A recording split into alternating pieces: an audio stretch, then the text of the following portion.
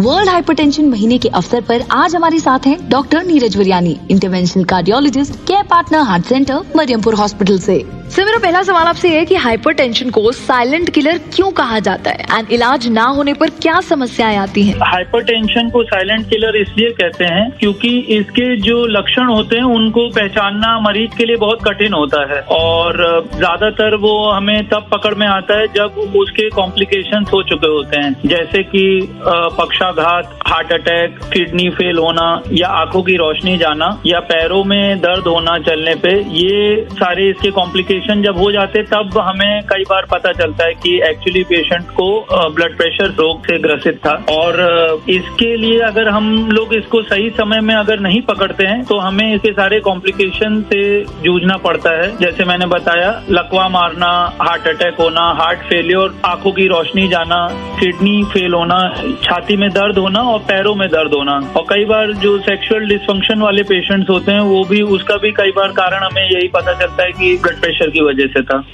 Sir, my question is कि हृदय रोग के कोलेस्ट्रॉल और जोखिम को कम करने के लिए क्या आहार परिवर्तन किए जाने चाहिए? जो डाइटरी चेंजेस हमें अपना हार्ट डिजीज रिस्क को कम करने के लिए जो करने चाहिए, वो सबसे पहले हमें एक बिल्कुल ही बैलेंस डाइट लेनी चाहिए, जो कि जिसमें कि नमक की मात्रा कम से कम होनी चाहिए। जो रिकमेंडेड है वो 4 से 5 ग्राम नमक ही हमें दिन भर में कंज्यूम करना चाहिए, जो कि लगभग 1 छोटा चम्मच नमक के बराबर है। और हमें अल्कोहल का कंजम्पशन बिल्कुल लिमिटेड करना चाहिए। किसी भी सूरत में ये 50 to 60 ml पर डे से ज्यादा नहीं होना चाहिए। रेगुलर फिजिकल एक्टिविटी करना बहुत जरूरी है। अपने स्ट्रेस को मैनेज करना, स्ट्रेस का लेवल बिल्कुल मिनिमम हमें रखना है अपने जीवन शैली में। और एक हेल्दी बॉडी वेट को मेंटेन करना बहुत ही जरूरी है। और इसके साथ ही साथ मैं कहना चाहूंगा कि स्मोकिंग, जो कि एक बहुत मुख्य कारण है हार्ट डिजीज का, उसको हमें क्विट करना चाहिए, उसको छोड़ देना चाहिए। और पैसिव स्मोकिंग से भी बचना चाहिए। और जो अभी लॉकडाउन के समय में जो पेशेंट्स को जो ऑलरेडी डायबिटीज, हाइपरटेंशन या हार्ट रोग से ग्रसित हैं, जो दवाइयां उनको चल रही हैं, तो वो प्रॉपर टाइम से उनको लेना चाहिए। और अपने डॉक्टर के साथ एक टीम की तरह वर्क करना ही बेटर रहेगा। खास करके जो हार्ट डिजीज के पेशेंट्स हैं, डायबिटीज या हाइपरटेंशन के पेशेंट्स हैं, तो हम लोग को जैसे एक पार्टनर की तरह अपने पेशेंट्स के साथ वर्क करना चाहिए।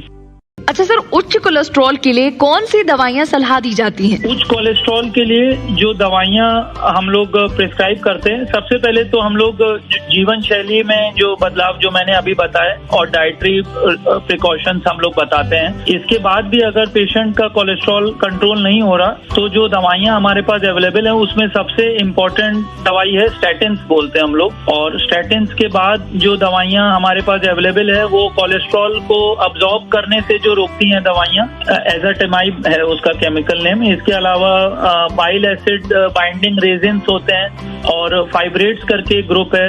एक ओमेगा 3 फैटी एसिड्स का रोल है कोलेस्ट्रॉल को कम करने में। ये हम लोग डाइट में, जैसे fish is a very rich source of omega 3 fatty acid, तो that should be included in our weekly diet. At least twice in a week we should take that. And otherwise new drugs have come up, नए दवाइयां आई हैं, जैसे injectable form में PCSK9 inhibitors हैं, जो कि injections हैं, जो कि once in a month patient को लेना होगा और वो कोलेस्ट्रॉल को कम करने में हेल्प करता है। ये खास करके उन पेशेंट्स को देते हैं जो जेनेटिक डिजीजेज होती हैं, जिनको कि हाई कोलेस्ट्रॉल की जेनेटिक डिजीजेज होती हैं, उनमें ये इंजेक्शन रिकमेंडेड है।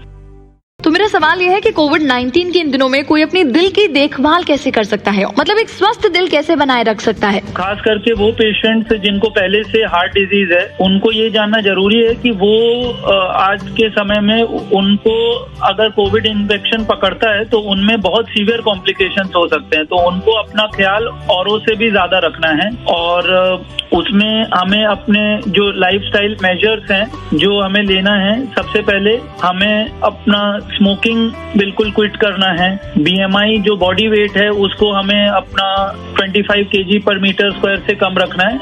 BMI हम लोग कहते हैं body weight divided by height in metre square, तो it should be less than 25।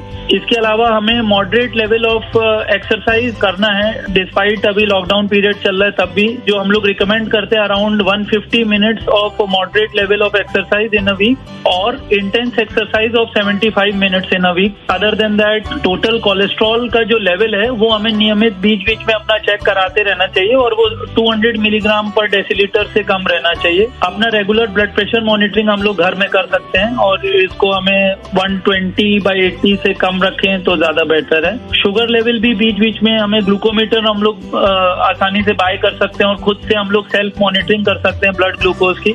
और फास्टिंग शुगर जो रिकमेंडेड है it should be less then 100। और जो की कंपोनेंट्स मैंने डाइट के जो बताए थे, वेल बैलेंस डाइट, लो सॉल्ट डाइट, तो वो सब डाइट का भी खास ध्यान रखना है। और हमें जैसे मैंने बताया fish is a very rich source of omega 3 fatty acid, तो दैट वी कैन इंक्लूड। जो स्वीट बेवरेजेस हैं जैसे कोक, पेप्सी एटसेट्रा, ये सब हमें अवॉइड करना चाहिए, कम से कम रखें। और होल ग्रेन कंज्यूम करना चाहिए। सोडियम जो नमक की मात्रा कम से कम रहे। और फ्रेश फ्रूट्स और जो वेजिटेबल्स हैं, जो सीजनल फ्रूट वेजिटेबल, वो जरूर से इंक्लूड करें अपनी डाइट में। तो ये सारे प्रिकॉशन मेरे ख्याल से अगर हम लोग लेंगे तो we will be healthy and खास करके जो हार्ट डिजीज के पेशेंट्स हैं, हाई बीपी के, उनके लिए बहुत फायदेमंद रहेगा।